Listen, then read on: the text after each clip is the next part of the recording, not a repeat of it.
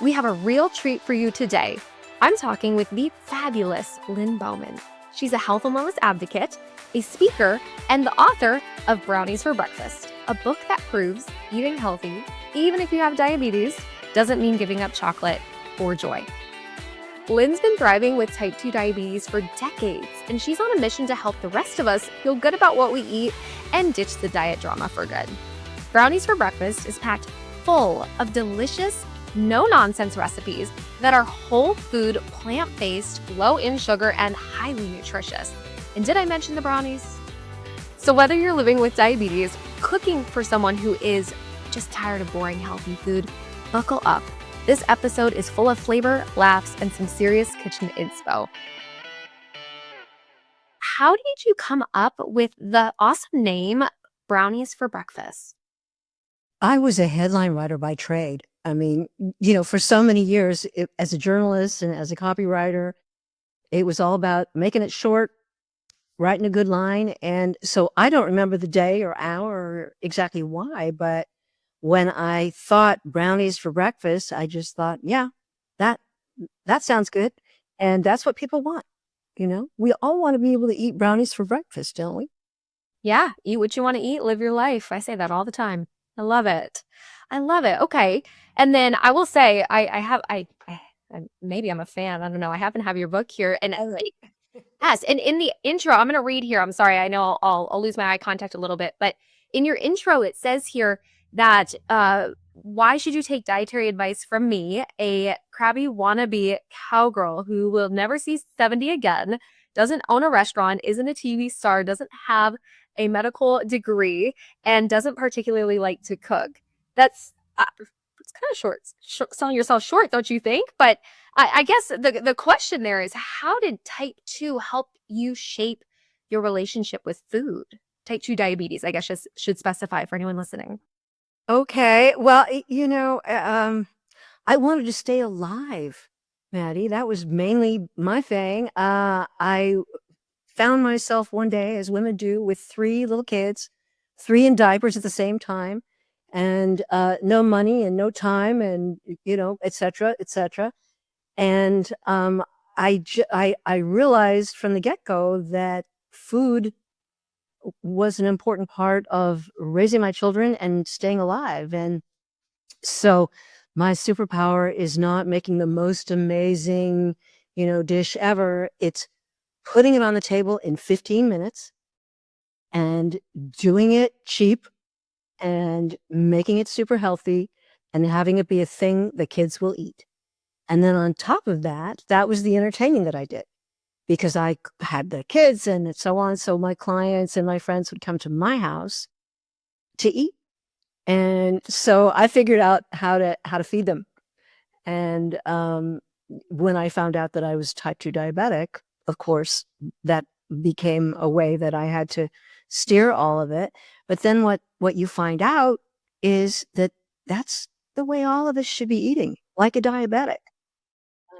Because really, the science of it is eat good food, real food, whole food. And we haven't been saying that for a long time. It's become more the thing in the recent, I don't know, 5 years. But and then the other part of that is no sugar, no sugar.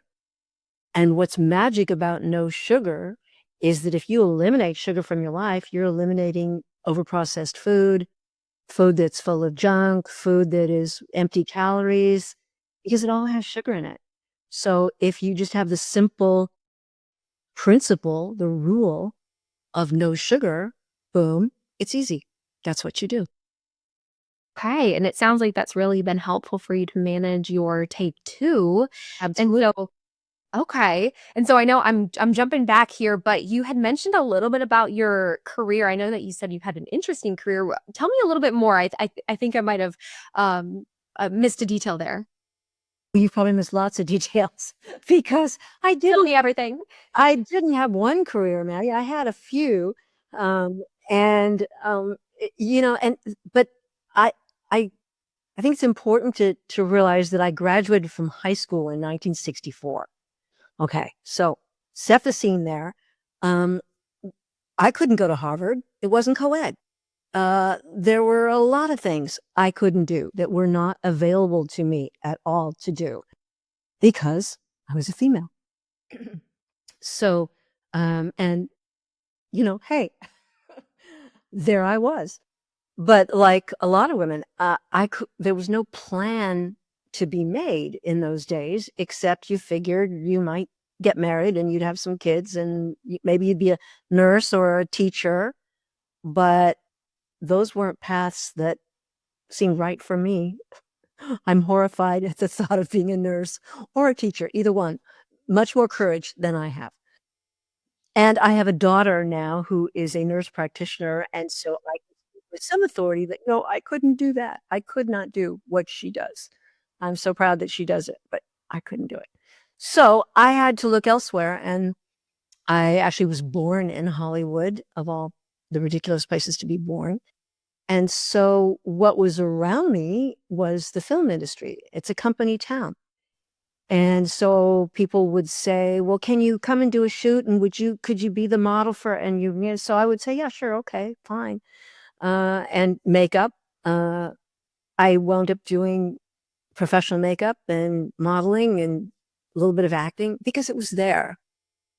And, I don't even remember when exactly I started. Yes, I can say that I went to work for Redken Laboratories at a certain point in the late 60s, and you're familiar with who they are.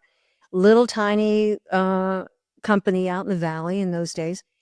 And I went to work for them as I think I was an art producer, art director, and very young, 21 years old. And I showed up on a Monday morning about 3 weeks after I'd been hired, and everyone in the department had been fired. So, as you do, I was advised this, say yes, say, okay, I'll do that, whatever it is. And I went into the president's office and I said, I'll hire some people. It's all right. We'll be okay. And so, and I went to all of my vendors, new people that I barely knew, and said, teach me, show me how to do this, show me what you're doing. And they were great about it. And so it became my graduate course in advertising. And great company, great people, lots of fun. And in fact, I met my BFF, Deidre, with whom I've done a couple books that are on the bio, I'm sure. She was 19, I think, and I was 21, and she came in and modeled for one of the shoots, hair model, great hair. And we just fell madly in love the way women do. It's like, hey, you're going to be my friend. Okay, you're going to be my friend. And we're still BFFs, I'm happy to say, which becomes such a treasure at this age to have buddies that you've been working and fighting and eating and playing with for, 5 decades or so. And I don't know if anyone knows who I'm talking about, but it's Deidre Hall, who is still, after all these years, Dr. Marlena Evans on Days of Our Lives. I need to talk to you about my son. And she's still at it. Oh my gosh, amazing. It is amazing because we did not know. We had no clue when we were in our early 20s what we would be doing the next week, let alone 2 years or 5 years or 10 years from then. So it's been quite an adventure. And I'm going all around the river here with the story, but we were talking about careers. Okay, careers. So advertising, marketing. Oh, and then I landed in Silicon Valley in 1980 with my 2, 3, and 4 at the time kids in tow. We came across the country on a train with what we could carry. And the reason why can be a story for another time. A lot of you girls are going, oh, I think I know what happened, right? Yeah, that's right. I ran for my life with my kids and one bag. And my sister was in California, and she was an engineer, and her husband was an engineer in the Silicon Valley. And so she immediately put a small computer in front of me, and I said, no, forget about it. What is that? But she said, no, you sit down, shut up. You're going to do this. And so I did. And I pretty soon was writing copy for all those people in the Silicon Valley who were making the first microcomputers. And there weren't any women doing it, certainly. I think I might have been the first person to write advertising copy on an Apple II, which I didn't think of as thrilling at the time. But looking back, it's funny how you go, oh, that was amazing. Right? Nobody was doing that. Right. It was an interesting time, and the money was good. So I got to raise my children and buy better food, but was still a skinflint about all of it. And I stayed in marketing and advertising and writing from that point on. And here I am still. And here you are. That's fantastic. It sounds like there's so many people have had such an impact on the ebbs and flow of life. And I'm actually curious too, when you something that stood out to me when you said that your daughter went into healthcare, you were like, I could never do that. I could never be a nurse. We need them. I love them. I like them. They're fantastic. But boy, it's not my path. I'm a dietitian. I'm like, kind of close, but kind of different. And so that is, did she have any impact on, because she is a healthcare provider, right? So did she have any impact on this book or on your journey? She has an impact on everything that I do, as all three of my children, and I have 3 grandchildren now. But particularly, and I'll confess to you that we talk twice a day. Yeah, still. But she's one of the most interesting people I know, as are my other 2 kids, I'm happy to say. And she does butts and guts. She's a GI specialist, and she's now working toward being more of a liver specialist. But the way medicine is delivered now, nurse practitioners are where you want to go. These are the people who will talk to you, who will sit and say, and of course we have interesting conversations about the problems that come in front of her and what she says to people. And of course she probably doesn't deliver it the way she's telling me she's delivering it, but it's, didn't I tell you last week that you should just do this? Well, have you done that? No? Well, then go away. And when you've done that, come back. Right? Because so much of what she sees, Maddie, is just basic, quit dairy. Okay? That's it. Just quit dairy and you're good. And they quit dairy and they come in and go, oh my God, it's a miracle. Or quit caffeine. You can't tolerate caffeine. It's here, Gee, I quit caffeine and 3 days later I was, okay. That's what so much medicine can be. But instead, you get stuff prescribed for you and you get more tests or rah, rah, rah. What you need is some good granny medicine a lot of the time, or a really cool nurse practitioner who will tell you like it is and not sugarcoat it. So often it has to do with your microbiome. Are you eating the right stuff? Are you drinking the right stuff? Are you drinking the wrong stuff? Absolutely. I really feel it sounds like you really have this holistic perspective when it comes to, I guess, healthy living in general, and especially that correlation to diabetes. And I think I was remembering in the book there, you said something more specific, or you said that people weren't specific enough. Am I remembering that right? That people weren't specific enough about how to manage type 2. Tell me more. All right. They would say, the advice that I got was, well, keep your weight down, manage your weight, try and get some exercise. But even the exercise was a kind of a, last minute thing.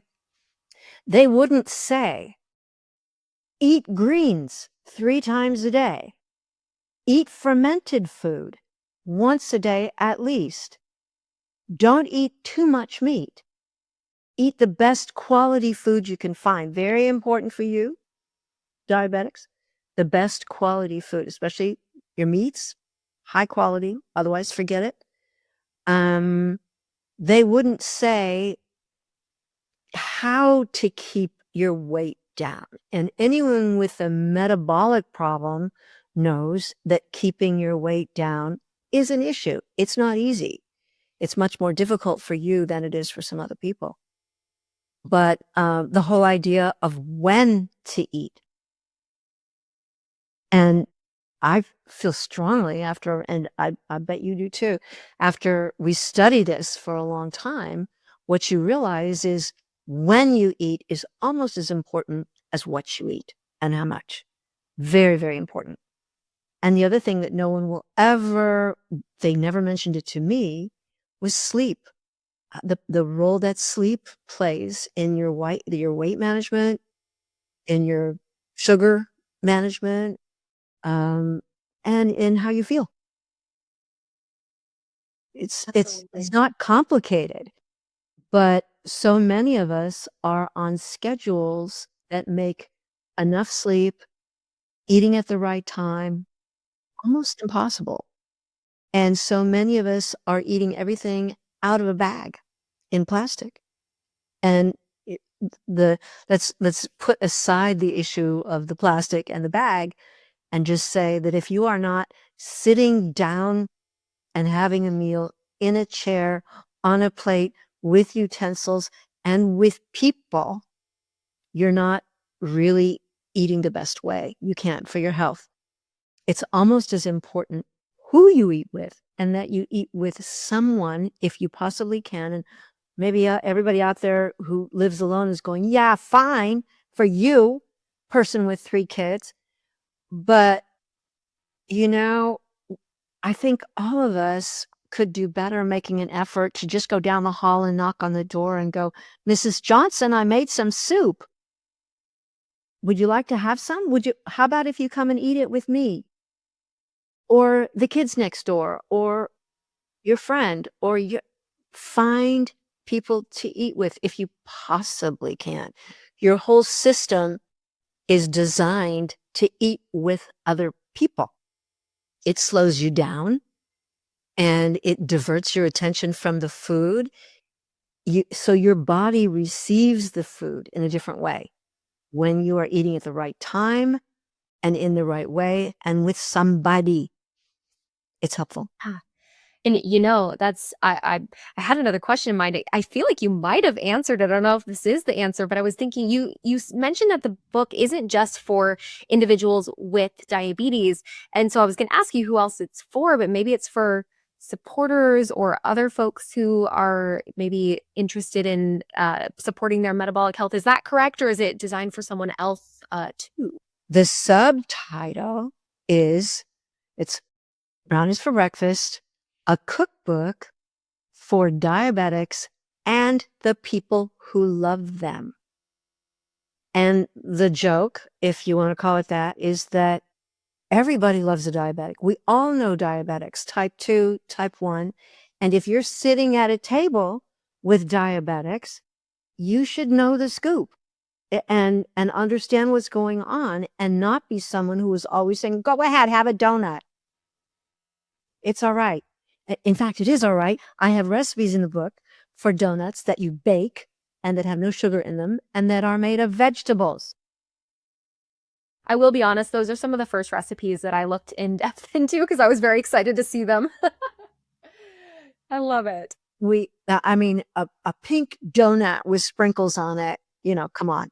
That's just something nobody can resist. But if you make them the way I tell you to in the book, they're made of pumpkin and other healthy things that are, trust me, Grandma here, they're amazingly yummy. They taste better. They're more interesting. And you eat one, and here's the difference.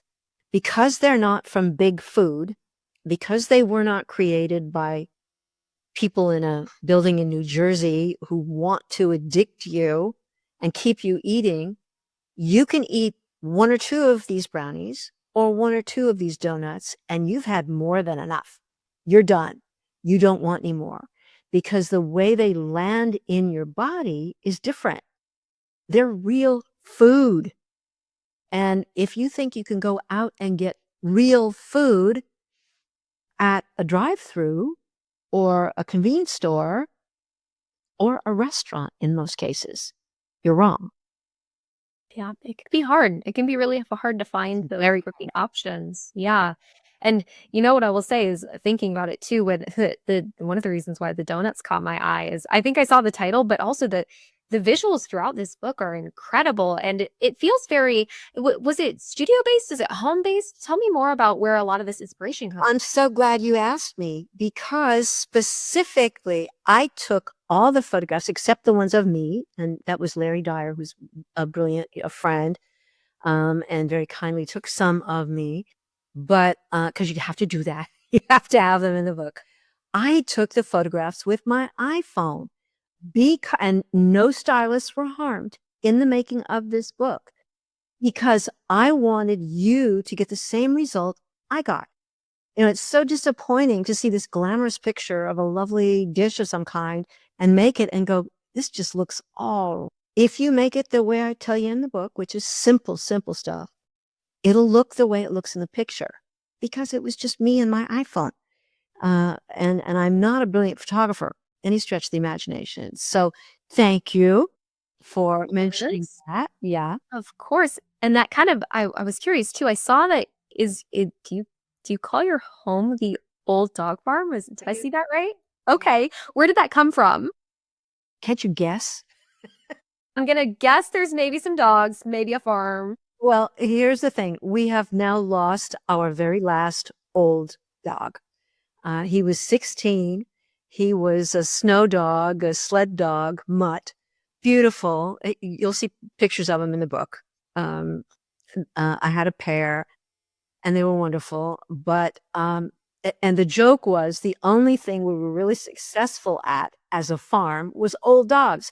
Our dogs lived forever. I had a cattle dog that lived to be 20. Um, and, and we always had cats and a horse and stuff, but the dogs just seemed to live forever.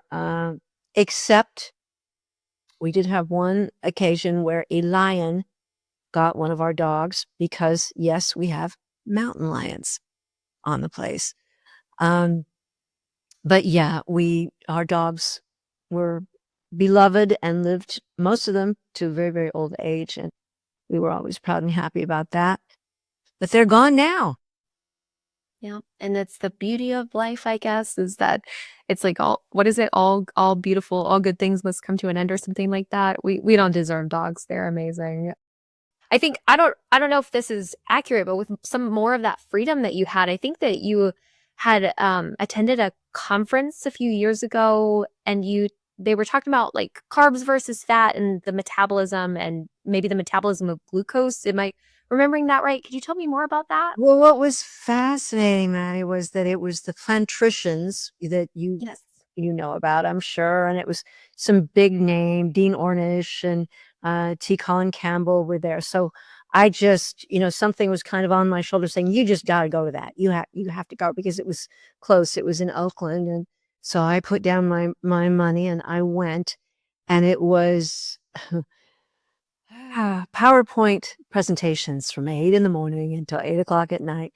Not my favorite thing, but it was fascinating because the take that these guys had on diabetes was different than anything I'd ever seen. These were all MDs from all over the world, but their conviction was that the reason your cells could not absorb the glucose and therefore left it in circulation was because of animal fat. And, they presented a lot of data that was very convincing. So, and I had always been told, always believed that it was just simply the amount of sugar, glucose in different forms that you ate. It was carbs. It was all of the, especially processed carbs. So when I left and my husband picked me up, I said the most dreaded words men ever hear from their girlfriends, which were, guess what? And he said, what? And I said, I'm a vegan now. And there was kind of a silence. And he said, okay, I'm in, which is only part of the reason why He's maybe the best husband ever. So for 6 months, we were very strictly vegan. I experimented with it, and my numbers looked great. So it's a very solid way to go. If you eat as a vegan, if you eat smart as a vegan, whole food, real food, just like you were eating any other healthy diabetic or other diet. So many people who are vegan eating bagels and donuts and, chips and stuff. And no, no, no. Yep, I call that an Oreo vegan. Yeah. Good night. That's right. Yeah. Yeah, that's interesting. So I have over time gone back and included meat in my diet, and I haven't seemed to pay a price for it. But also, I live right in the sort of epicenter of a regenerative agriculture movement. And so I'm surrounded by farmers and growers who treat their animals like family members. The cows are very happy, well-adjusted, emotionally, solid critters that munch on this beautiful hillside. And I can get fabulous goat cheese, and there's a goat dairy in town that makes wonderful so if you, like me, have access to that food, eat it. It's wonderful. But if you're having to go to Safeway to buy meat, watch your step. That's all. Yeah, I didn't realize that was part of your past. Funny enough, slight detour, but we'll come back. My very best friend from dietetics school is visiting me this weekend, and I was telling him how I was excited to chat with you today. And so I was showing him a little bit about your book. I was excited. And we were talking about, because what did he notice? He noticed honey in my pantry, and it started up a sugar conversation for us. And then we were talking about diabetes versus veganism. It was a whole conversation, but I actually referenced the list that you have in this book. You have a list with different types of sugar. So what are your thoughts on it? What did you call it? The code for sugar code, something like that. Did Is I? that right? Did I? Maybe not. Maybe I was thinking of that in my head. I ask the question all the time, Maddie, about natural sugars, coconut sugar and maple syrup and honey. And my answer is no. Sorry, no. Chemically, they're very intense sources of the glucose that you don't want. And another thing that I want to talk about, because so few people seem to know, is that there are some great sugar substitutes available. A couple that I highly recommend. The first one, my favorite, allulose. Terrible name, and you've heard me talk. Okay, don't eat artificial, son. It's called allulose. Doesn't that just sound horrible? Yes. But it's one ingredient. It's not made out of a bunch of chemicals. It's squished corn typically, and it's 0 calories, virtually no calories to speak of. It tastes like sugar. It looks like sugar, except it's not as intense as sugar. It's not quite as sweet as sugar. When you quit sugar, though, because if you're listening to me now, you're thinking about it. If you haven't already quit, I hope. When you quit sugar, as you must do if you're going to be fabulous like me when you're 80, it'll take about 3 weeks, and your saliva will change chemically, and then sugar won't taste so good anymore. It's too sweet. So allulose becomes ideal for you because it's just not quite as sweet, but it's an excellent product. You can get golden allulose or allulose sugar syrup. Highly recommend it. And it's a little, but like so many things, worth it. Hello. And you don't need much. And you're going to find as time goes on, you'll even go, oh, I haven't even looked at that in days, because you stop craving sweet all the time. So that's my number one. Number two would be monk fruit. Excellent sweetener made from jackfruit, but look out on the label. Be careful it's not cut with erythritol. because in my opinion, and you're the expert, but I've had so many people complain about tummy upsets with erythritol and other sugar alcohols, which typically have a OL end on the. So read the label, know what you're eating. But my two favorites are allulose and what's the other one? This is a quiz. Monk fruit. That's it. I love it. Thank you. That's so insightful. And anyone who's curious about the science, there is a lot of accuracy there. We talk about taste buds changing, that the saliva, the transition that you go through. Absolutely. As a GI issues girly, yep, those sugar alcohols can be not so fun. But I think that, everyone is individual. So of course, if it's something you see, absolutely take a look at the nutrition label, like you mentioned. And if you do notice those tummy issues, say, okay, where might this be coming from? That's a good way to kind of start to sort through things. And okay, so now I have a selfish question. Good. So I have thumbed through this book so many times, and I have to know what your favorite recipe is and why. But that's a hard one. Um, at different times, you want to do different things. One of the things that I think is important about my book and about cooking in general is I have a lot of recipes in here that have like 2 ingredients or 3 ingredients because I want you to do it. I don't want this book to go up on the shelf and just sit there. I want you making stuff all the time out of it. And so it's easy. It has to be easy. And one of my favorites that I served the other night, and I mean, I just got this big fat response like, what is this? This is amazing. It's a salad dressing that you can make and put on any kind of greens, any kind of salady thing you want. And it's made from 2 different things, 2 ingredients. You got your pencil out. Um, yeah, here you go. It's made from a really good, yummy balsamic vinegar. I buy from a local maker. Sigona's is a local market that makes it. And I have an apricot one and a Grabenstein apple one. But you need a balsamic vinegar with real flavor and some sweetness. And you just use a little bit of it. And then tahini. Have you got tahini in your fridge? What? No? Okay. Yep, always. Yeah.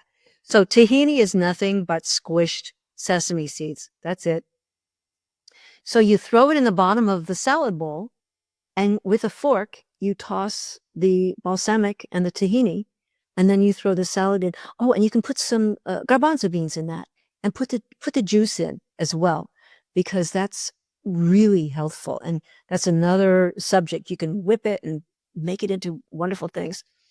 But put your garbanzos in. Very good. Of course, it's great for protein and it's great for, everything. What? Garbanzo beans. They're such great food. So you just whip it all up. You put the greens on top. You toss it. It's on the table. And it's so important to know how easy it is to put food on the table for other people, not just you.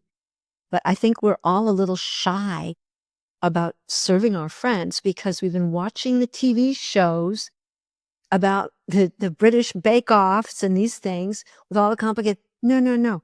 It's so easy to put really good food on the table. And I want you to do that for yourself and for your family and for your friends.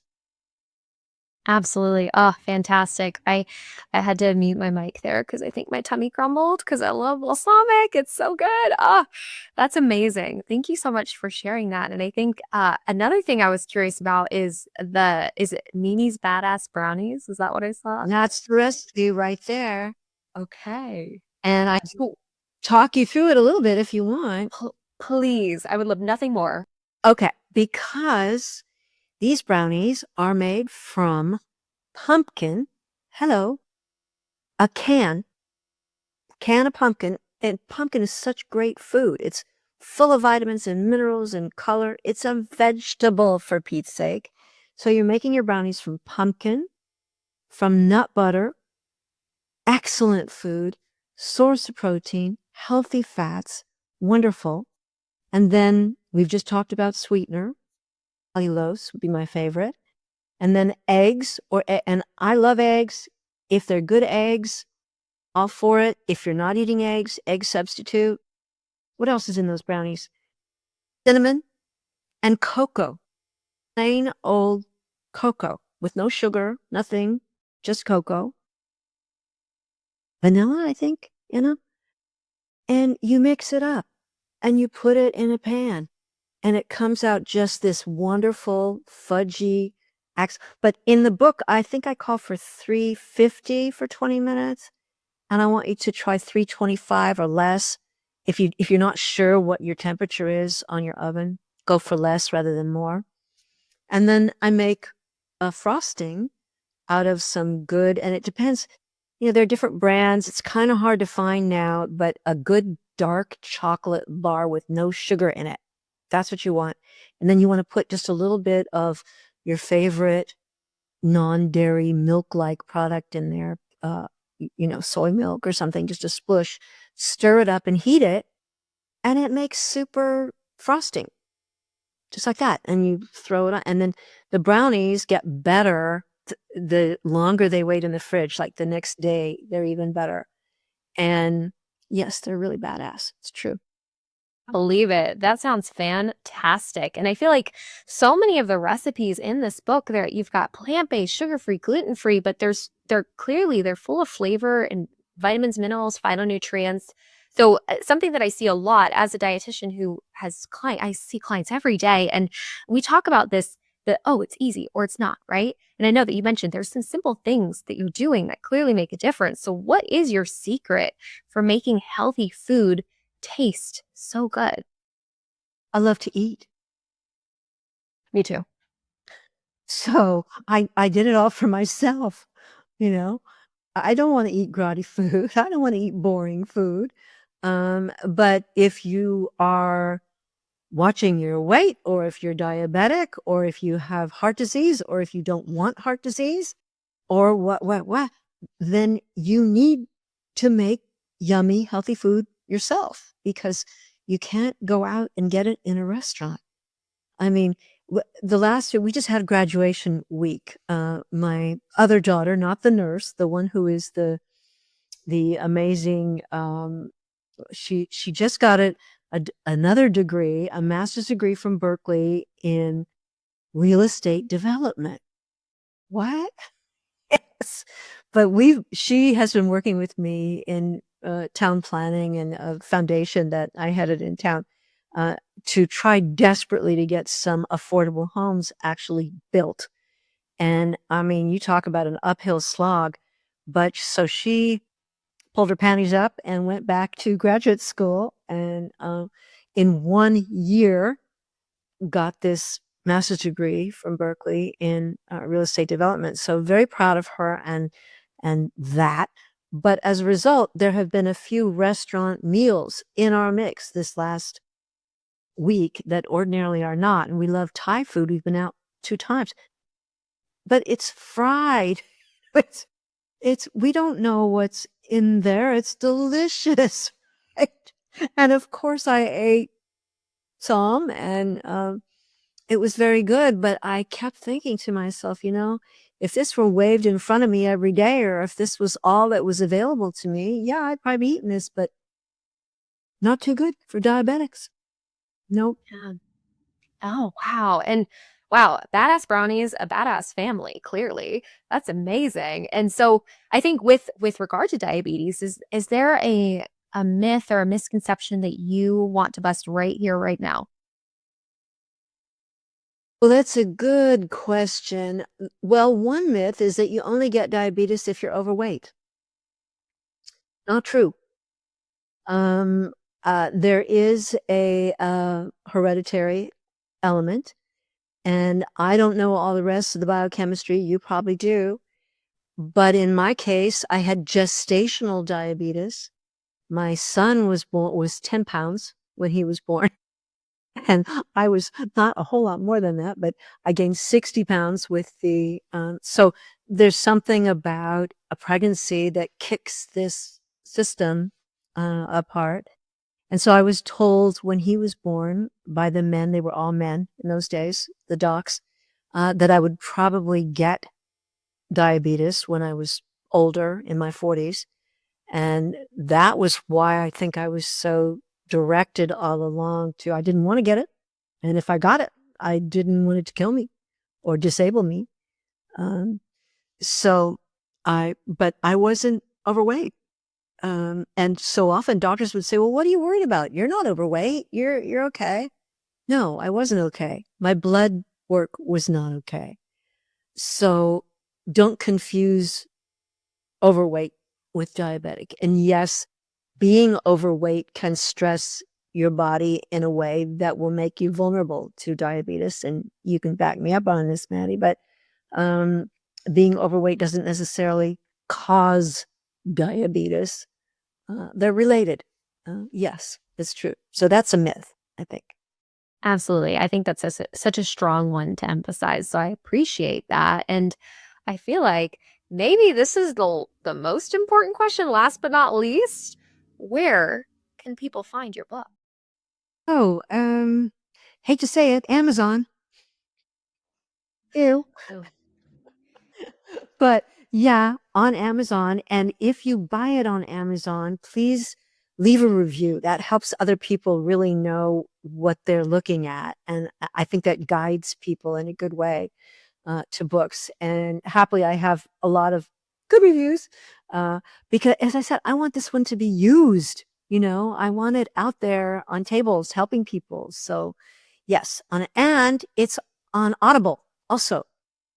So you can hear Granny in your ear all the way as you drive, wherever you're going. And people think, well, wait a minute, it's a cookbook on Audible. Yes, but there are lots of stories in the book too. And I riff on things on Audible because, of course, like any granny, I'll go, well, wait a minute, I forgot to say that this and that and the 350 degrees, when you think about doing it at 325. So all that is in the Audible version. And people have told me that they enjoyed listening and then going home, and you can download the ebook version to actually get the recipes and cook from, if you like, or of course, order the paper books. It's kind of expensive in hardback, but perfectly reasonable in a paperback version. So I hope you will, because you've already heard how hard I worked on those pictures for you. And they're beautiful. Yes. I feel like I love that you have it available in multiple options. I like that there's an audio version. I am such an audio, like a podcast girly, clearly, right?